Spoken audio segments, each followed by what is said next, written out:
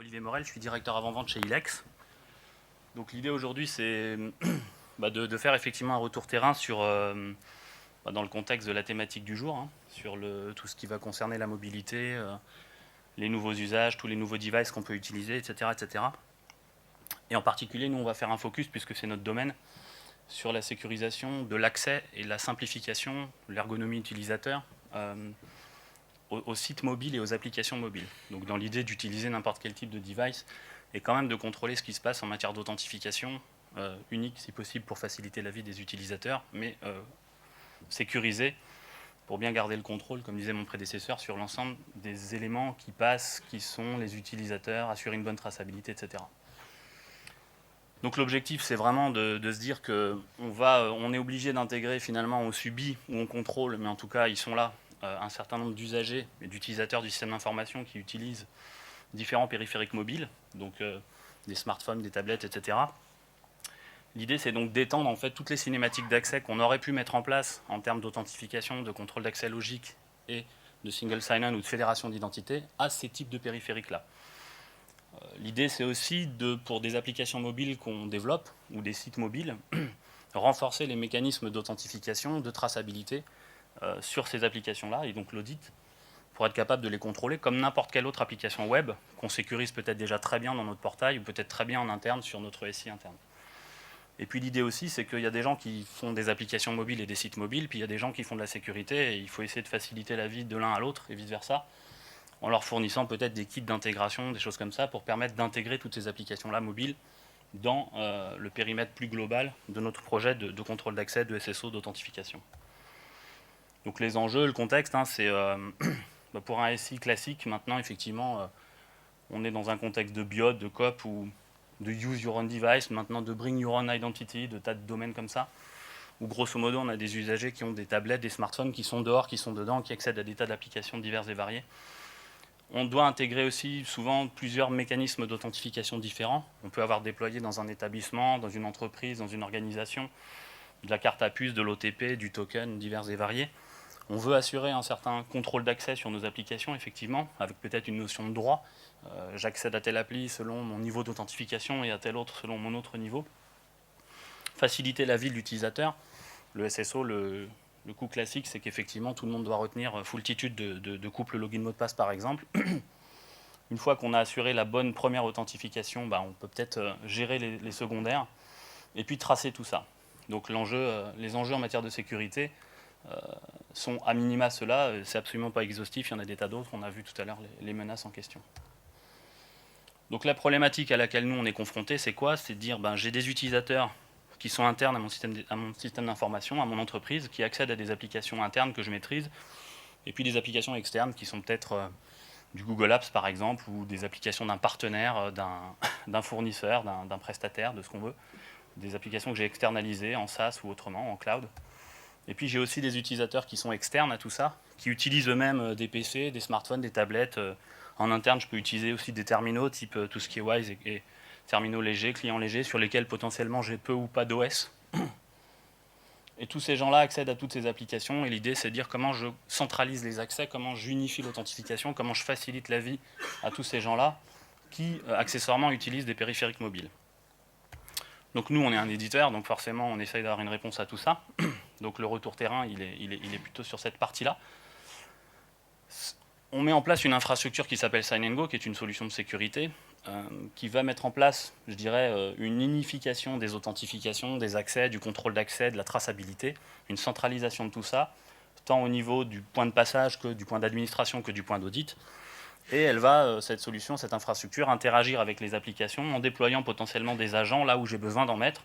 Donc typiquement sur mes applications web, je vais déployer des agents en frontal de mes applis ou dans mes applis. Dans mes environnements virtualisés, par exemple, sous Citrix, Terminal Server, etc., je vais aller positionner des agents également. Sur mes postes de travail, potentiellement, je vais également mettre des agents. Et sur mes tablettes, je vais également déployer une application. Donc j'en mets là où j'ai besoin d'en mettre, c'est-à-dire que là où je veux sécuriser l'authentification, là où je veux faciliter l'ergonomie utilisateur, là où je veux tracer les authentifications et les habilitations, je vais déployer un certain nombre de composants. Donc tout ça se déploie évidemment de façon extrêmement simple, vous en doutez.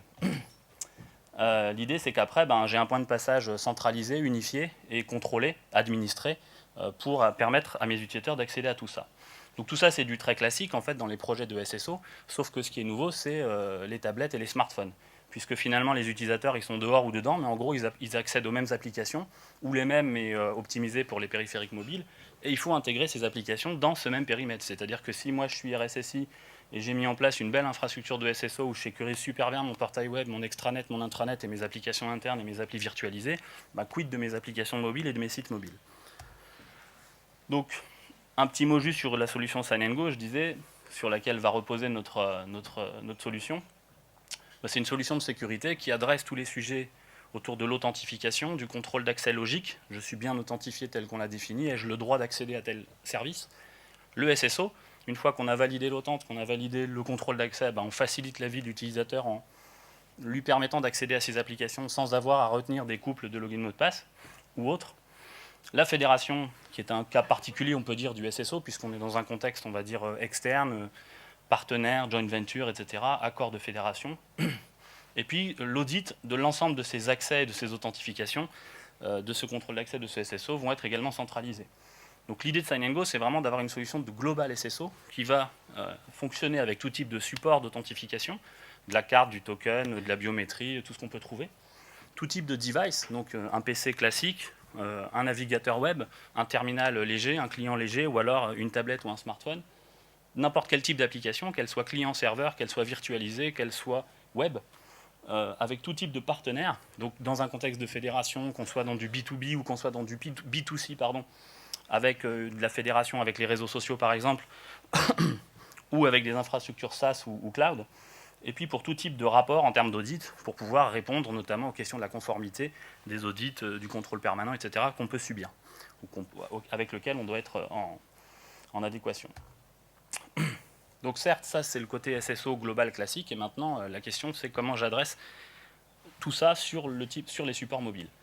Donc dans le produit Sign & Go, il y a une extension qui s'appelle Mobility Center, qui est une option donc de la solution, qui peut fonctionner, je dirais, de façon standalone, qui est disponible sur 2 OS que sont iOS et Android, et qui fournit un certain nombre de composants et qui implémente différents modes d'accès applicatif.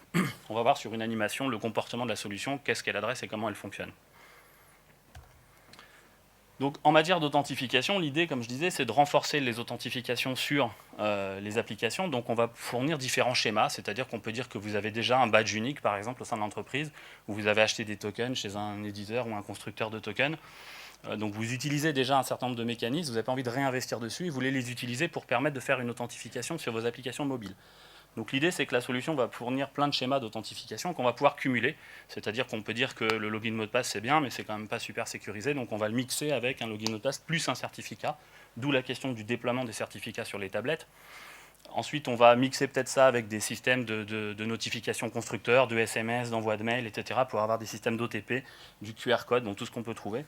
Et on va pouvoir mixer ces schémas-là pour apporter différents niveaux de sécurité pour accéder à différentes applications.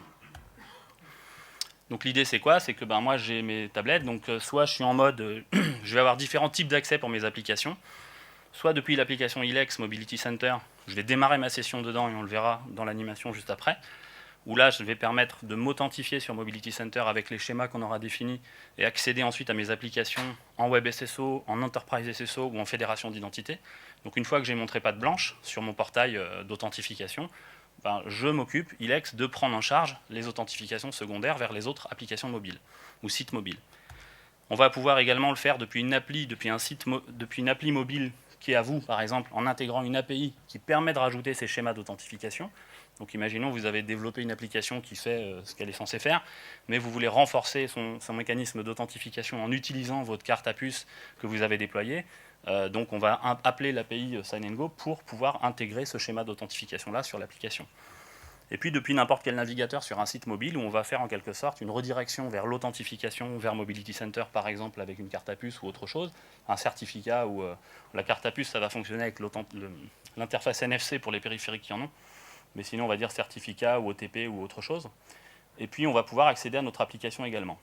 Donc une fois qu'on s'est authentifié proprement, après on accède aux autres applications puisqu'on les prend en charge comment? Avec des mécanismes classiques de SSO, via tous les standards du marché vers les applications Google Apps, Office 365, fédération à travers les standards SAML, WS Trust, WS Fédération ou OAuth 2.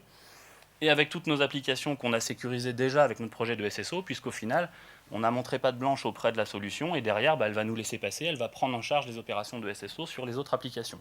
Qu'elles soient client-serveur dans du virtualisé type Citrix, ou qu'elles soient web classique sur n'importe quel type d'applicatif, J2E, ou web, etc. Donc l'idée, c'est que, quel que soit le moyen par lequel on accède à son application, on passe par une authentification qui peut être forte, et derrière, on bénéficie d'un certain nombre de mécanismes, Web SSO, Enterprise SSO, fédération d'identité, ou authentification déléguée dans le cas d'une application qui implémenterait l'API.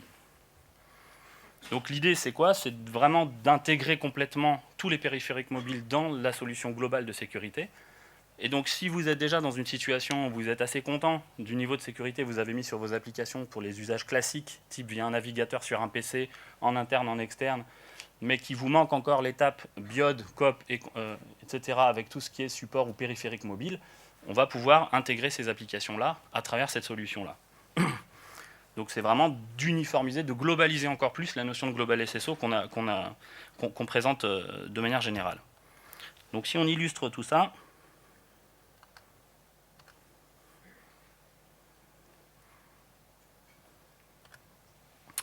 donc histoire de sécuriser un peu le côté démo, on l'a PowerPointisé, excusez-moi pour le mot, mais on peut vous le faire la même sur le stand qui est là-bas, il n'y a pas de problème, parce qu'on a vu qu'il y avait du Wi-Fi, on a joué petit bras et on a sécurisé le truc.